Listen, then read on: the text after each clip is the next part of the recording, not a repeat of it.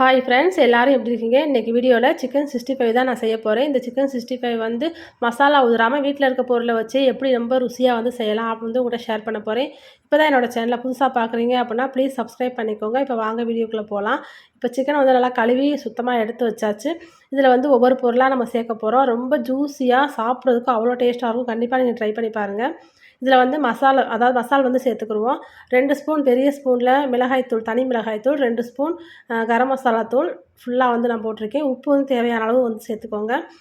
ஒரு எலுமிச்சம்பழம், பெரிய எலுமிச்சம்பழம் வந்து நான் இதில் வந்து புழிஞ்சு விட போகிறேன். எலுமிச்சம்பழம் புழிஞ்சு விட்டோம்னா டேஸ்ட் வந்து நல்லா கொஞ்சம் லைட்டாக புளிப்பாக நல்லாயிருக்கும் சாப்பிட்றதுக்கு.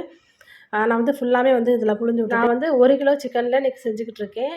அதில் வந்து அரை பாக்கெட் வந்து தயிர் வந்து நான் ஊற்றிருக்கேன். 10 ரூபா பாக்கெட்டில் அரை பாக்கெட் தயிர் வந்து இதில் சேர்த்துருக்கேன்.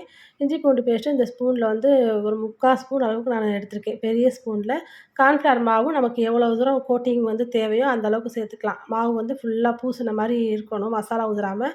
அந்த அளவுக்கு நீங்கள் கார்ன்ஃப்ளவர் மாவு வந்து சேர்த்துக்கோங்க. அப்புறம் நல்லா ஃபுல்லாக அதை வந்து நல்லா கலந்து விட்டுக்கோங்க. இவ்வளோ தான் வந்து இதுக்கு தேவையான பொருள். ரொம்ப டேஸ்ட்டாக இருக்கும், ஜூஸியாக இருக்கும். தயிர் வந்து கண்டிப்பாக சேர்க்கணும். அப்போ தான் வந்து சிக்கன் நம்ம சாப்பிடும்போது ரொம்ப சாஃப்ட்டாகவும் இருக்கும்.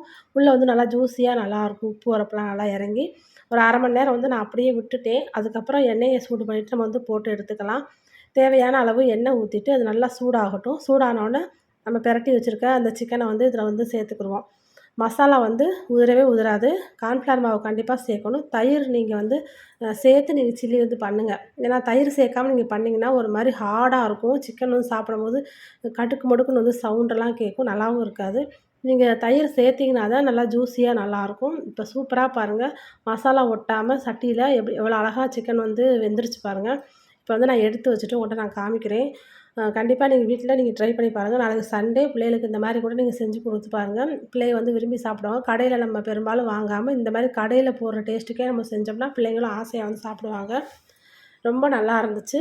இப்போ நான் எலுமிச்சம்பழம், அப்புறம் கருவேப்பிலையெல்லாம் அந்த எண்ணெயில் போட்டு நான் பொரிச்சு எடுத்து மேலே வந்து டெக்கரேட் பண்ணி உங்கள்கிட்ட காமிச்சிருக்கேன். ரொம்ப சூப்பராக இருக்குது. இந்த கருவேப்பிலையை நம்ம கீழே போடாமல் அப்படியே வந்து சாப்பிட்றலாம். கண்டிப்பாக வீட்டில் நீங்கள் ட்ரை பண்ணி பாருங்கள்.